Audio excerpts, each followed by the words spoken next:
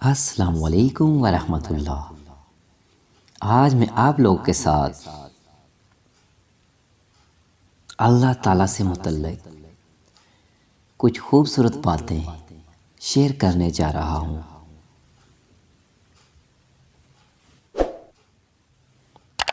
सुनो,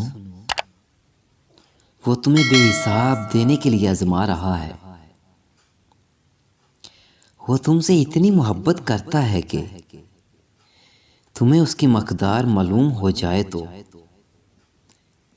तुम्हारा जोड़ जोड़ अलहदा हो जाए। इस एहसास मोहब्बत से बस तुम एक काम कर लो, मेरी एक बात मान लो,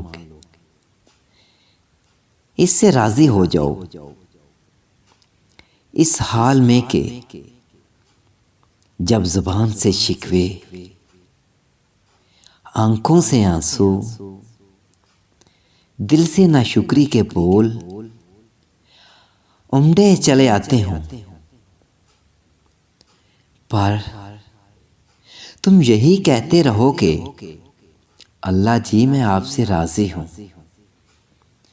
ऐ मेरे प्यारे अल्लाह, मैं तुमसे राजी हूं, आपकी मोहब्बत से राजी हूं, आपकी दी हुई आजमाइशों पर राजी हूं, दिल से निकलती आहों और आंख से बहते आंसुओं में राजी हूं, आपकी मसल्हतों पर राजी हूं।